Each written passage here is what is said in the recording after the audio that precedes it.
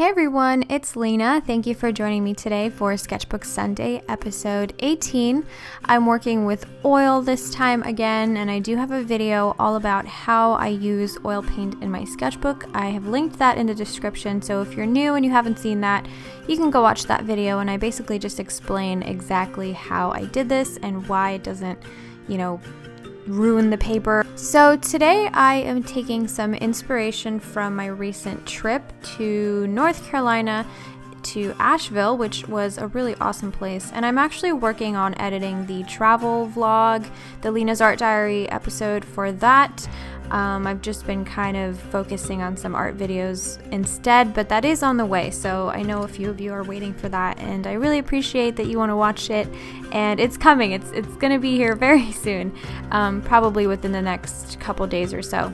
So, part of the trip I actually got to see a lot of beautiful forest, and so I'm actually posting some reference images that I took for you guys. It's going to be on my Patreon page. There's going to be downloads of those, so if you want to use them for your art, royalty free, and this is one of the rewards that I have set up, is I'm just going to be giving away reference photography that I take myself, mostly nature stuff that anybody can use for their art royalty free. If you guys have been around a while, you know that I'm just obsessed with nature. I love forests and I love incorporating nature into my art, and so it's no surprise that once again here I am on my channel painting forests. These are actually little sketches. I am going to turn some of the images I took into paintings of their own. This is just a fun little way for me to get some painting done, but not really commit to this huge, ginormous time commitment. And it's a really fun, relaxing exercise to just sketch with oil paint in my Moleskine sketchbook. A lot of you guys ask me which sketchbook I use, and it is a Moleskine. Once again, just watch the video about how I use oil paint in it. I explain everything there. So off to the side, you see me writing down some of the colors. Basically, the colors that I mixed, I placed that down, and then I wrote next to it which colors went into that color being mixed.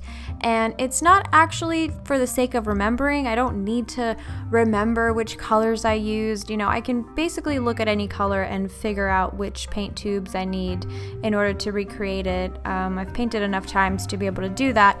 It's really for the sake of inspiration. I really like this raw kind of look to a sketchbook, and when there's a palette right next to it, so it sort of has like a little element of dismantling the image off to the side. So it's like you've got a really raw sketch. It's not ideal or perfect, it's just really painty and loose, and then you have these colors off to the side with writing. I don't know, for some reason the aesthetic of like the little palette aligned on the side with writing and the color names, I really like that. It's just so pleasing to my brain, and when I flip back through my sketchbook and I see that, it makes me want to paint even more. So I don't know, I think it's purely for aesthetic and inspiration purposes. It's not because I'm trying to remind myself which colors went into it. I just really like to see that element of the painting sort of, taken apart and dismantled, and then right next to the image itself. That first little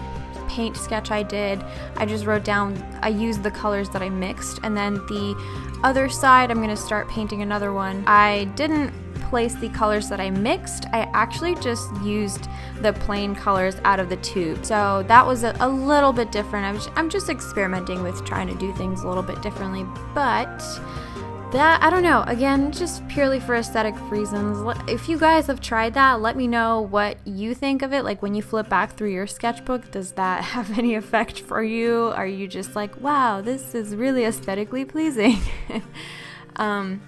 I don't know, I really just like having that in my sketchbook. I can't remember where I've seen it, but I've seen other artists do something similar with like palettes and having a painting right next to it.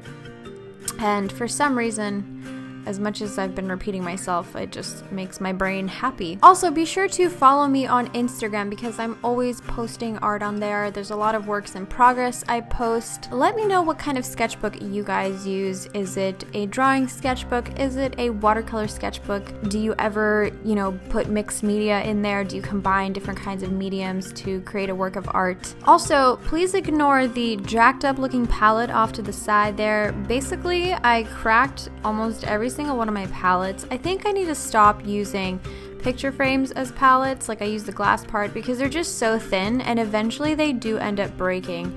And I'm thinking of actually going to just Home Depot or any kind of other like hardware store and finding a glass window, like a smaller, thicker piece of glass that's intended for a window, and using that instead, because these are just it's getting so redundant at this point. I'm constantly going through palettes, and that little palette over there to the side is a picture frame palette. I noticed that the little ones from the smaller picture frames tend to break less. In fact, I don't think I've broken any small ones yet, but I typically go for 8x10 or 8.5x11, and those ones break a ton, and it is very annoying to have to keep replacing them. I mean, it is $1, so like, I guess you do get what you pay for, but I'm gonna go ahead and try and get a window instead, because glass is my favorite type of palette.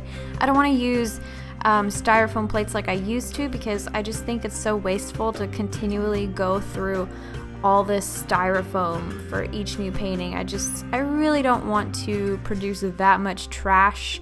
I think we already have enough of a problem with pollution in the world today, and so if I can minimize it in some way, nobody's perfect, obviously, I certainly am not, but if I can try to minimize my trash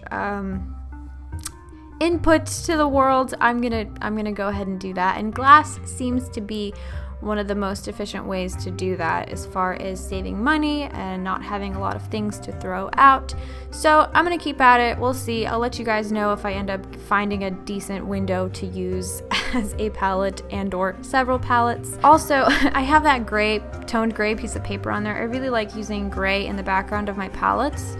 I think I'm going to do a video explaining why I do that, just a whole separate video dedicated to it, because I've been doing this for the last couple years, and it has, I've gotten used to it, and I think I do like it more than having a white background as a palette, which is what I used to do.